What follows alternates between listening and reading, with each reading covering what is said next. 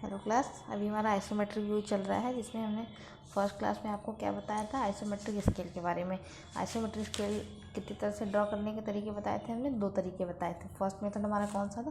First method में हमें ये कुछ इस तरह से ड्रॉ करना था जिसमें कि एक हमारा जो एक लाइन जा रही है ये हॉरिजॉन्टल से 30 डिग्री बना रही है और दूसरी लाइन हमारी जो जा रही है वो हॉरिजॉन्टल से 45 डिग्री बना रही है, ठीक है। और जो 30 डिग्री वाली लाइन है इसमें वो आइसोमेट्रिक लेंथ को रिप्रेजेंट करता है और जो 45 डिग्री वाली लाइन होती है हमारी वो ट्रू लेंथ या फिर एक्चुअल लेंथ को रिप्रेजेंट करता है, ठीक है। और दूसरा मेथड हमारा कौन सा? दूसरे मेथड में हमने आपको बताया था इस तरह से कुछ, जिसमें कि एक हॉरिजॉन्टल लाइन होती है, उस पर हम एक 15 डिग्री पे जाते हुए एक लाइन बनाते हैं इस तरह से, और एक 45 डिग्री की लाइन इस तरफ से बनाते हैं।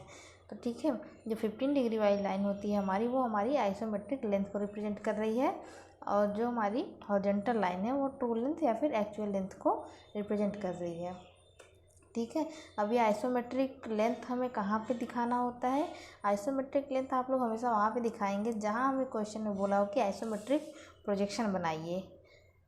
अगर क्वेश्चन में हमें बोला गया है कि आइसोमेट्रिक प्रोजेक्शन ड्रॉ करिए इस डायग्राम का या फिर किसी भी व्यू का, तो हमें उसका आइसोमेट्रिक लेंथ लेना होता है। और दूसरा केस ये होता है, अगर क्वेश्चन में बोला जाए आइसोमेट्रिक व्यू ड्रॉ करने के लिए, तो हम लोग हमेशा उसका एक्चुअल लेंथ या फिर ट्रू लेंथ लेके ड्रॉ करते हैं, ठीक है।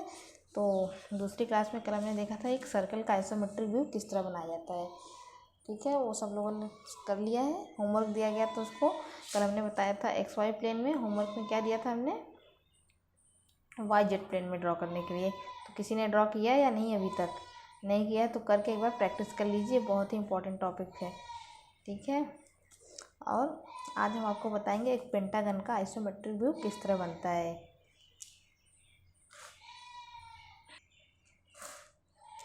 पेंटागन का आइसोमेट्रिक व्यू बनाने के लिए सबसे पहले आपको एक पेंटागन ड्रॉ कर लेना है, ठीक है।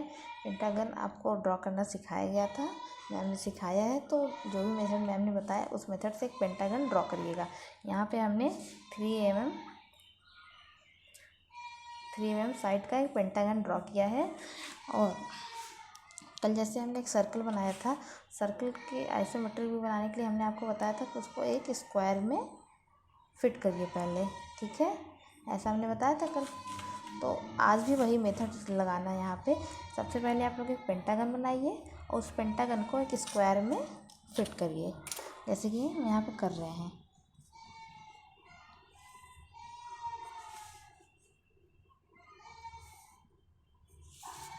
स्क्वायर बनाने से ये हो जाता है कि आपको डायमेंशन लेने में काफ़ी आसानी हो जाती है, और जो हमारा पेंटागन का आइसोमेट्रिक बनेगा वो बिल्कुल एग्जैक्ट बनता है, ठीक है।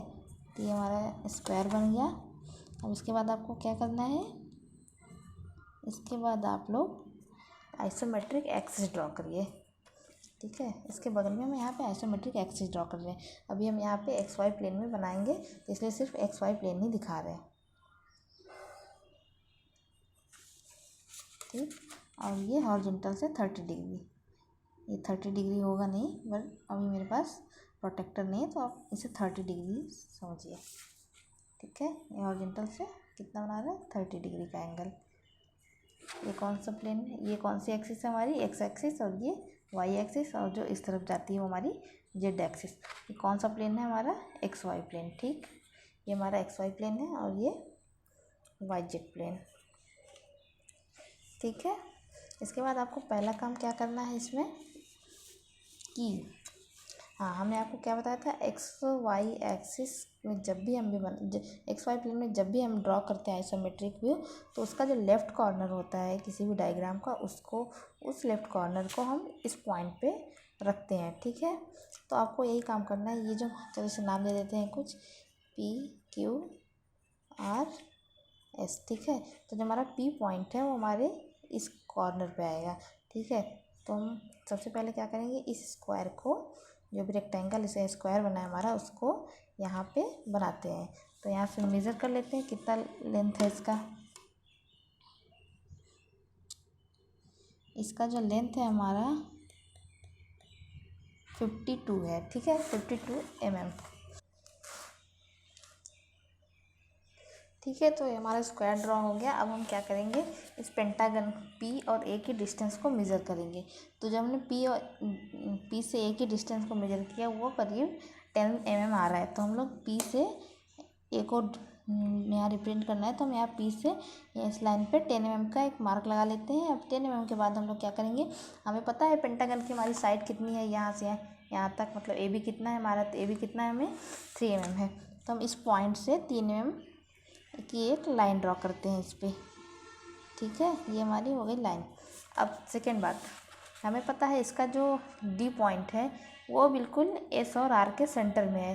तो हम लोग यहाँ पे एस और आर के एक सेंटर में एक पॉइंट डी पॉइंट कर देते हैं, डी पॉइंट बनाएंगे यहाँ पे।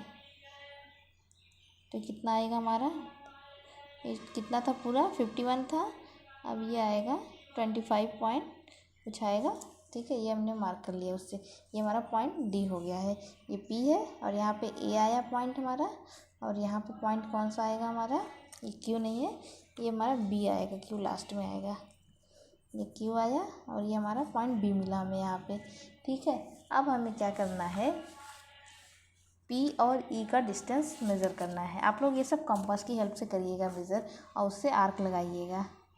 ठीक है, हम यहाँ पे देख रहे हैं पी और ई का जो डिस्टेंस है वो कितना है, 1 2 28 है। ठीक है, तो आप लोग यहाँ से 28 का एक मार्क लगाइएगा यहाँ इस लाइन पे। ठीक है, ये मैंने लगा लिया। अब सेम ये भी 28 पे होगा पॉइंट सी, तो सी को भी डिनोट कीजिए यहाँ पे, ये ई हो गया हमारा। अब सी को रिप्रेजेंट करते हैं यहाँ पे 28 पे। ये हो गया हमारा पॉइंट सी।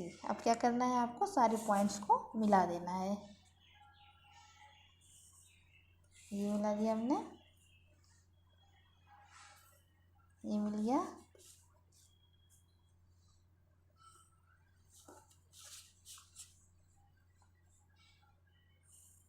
ठीक है, ये हमारा पेंटागन बन गया। पेंटागन कौन सा है यहाँ, A B C D E, ये हमारा पेंटागन का आइसोमेट्रिक व्यू बन गया है। ये कौन सा व्यू है, ऑर्थोग्राफिक व्यू, और ये आइसोमेट्रिक व्यू। ठीक है, सेम इसी तरह से आपके हेक्सागन का भी आइसोमेट्रिक बनेगा, वो आप लोग होमवर्क में ड्रॉ करके दिखाइएगा हमें, और होमवर्क ज़रूर करिए, इसकी प्रैक्टिस करते रहिए। ये आपका काफ़ी इंपॉर्टेंट सब्जेक्ट है, इसलिए क्लास ख़त्म होने के बाद भी हमने सोचा कि पढ़ा देना चाहिए, इसलिए पढ़ा रहे हैं। ठीक है, और इसमें कोई डाउट हो तो उससे पूछिए। आप लोग क्वेश्चन नहीं कर रहे हैं, मतलब कि आप लोग काम नहीं कर रहे हैं, काम करिए, क्वेश्चन पूछिए। ठीक है, और लॉकडाउन में घर में बैठ के क्या कर रहे हैं, काम करिए, कुछ कुछ करते रहिए। ओके, ठीक है, थैंक यू।